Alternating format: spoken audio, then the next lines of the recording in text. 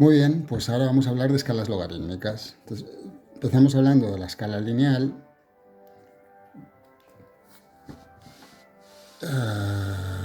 Escala lineal. Empezamos con el 0 y resulta que escogemos 1, 2, 3, 4, 5. Voy a intentar hacerlo bien. 1, 2, 3, 4, 5, 2, 1, 2, 3, 4, 5, 3, 1, 2, 3, 4, 5, 4.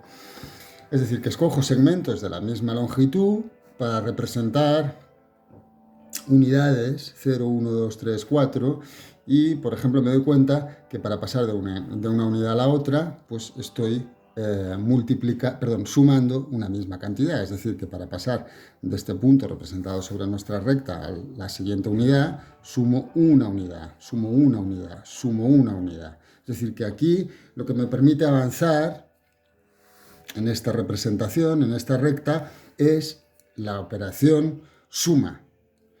En cambio, en una escala logarítmica vamos a tener algo ligeramente distinto. Yo voy a empezar con el 1 en lugar de con el 0. 0 es el elemento neutro de la suma, 1 es el elemento neutro de la multiplicación. Es decir, que si yo sumo cualquiera de estos otros números, le sumo el 0, 1 más 0 me queda 1, 2 más 0 me queda 2, 3 más 0 me queda 3, 4 más 0 me queda 4. Y aquí lo que voy a hacer va a ser representar estos valores.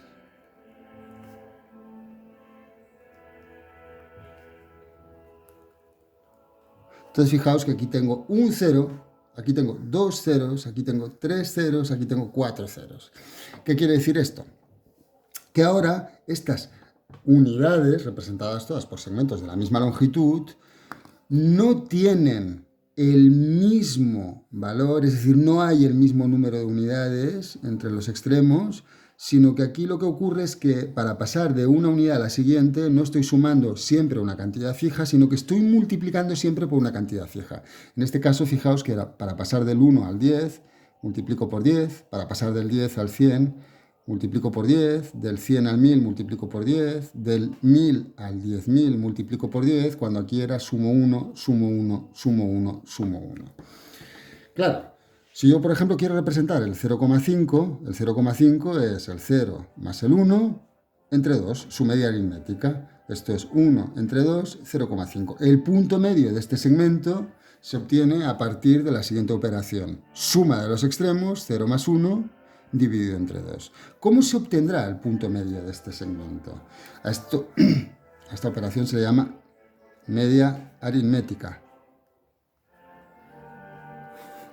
que implica una suma y una división entre dos. Bueno, pues al punto medio, claro, alguien dirá, bueno, pues aquí tiene que haber el 5, pero aquí tenemos un problema, porque si aquí tengo el 5, aquí tendríamos que tener el punto medio de 10 y 100, que sería el 55. 10 más 100, 110, entre 2, 55.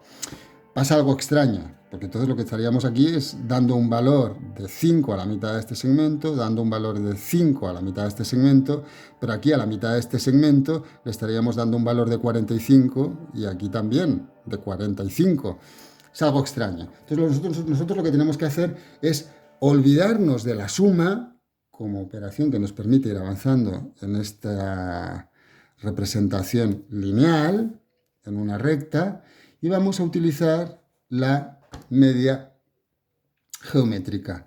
Se cogen los extremos, el 1 y el 10, se multiplican y se saca la raíz cuadrada. 1 por 10 es 10, la raíz cuadrada de 10, tengo aquí la calculadora, raíz de 10 nos da aproximadamente 3, 16, 22, 77, etcétera, etcétera.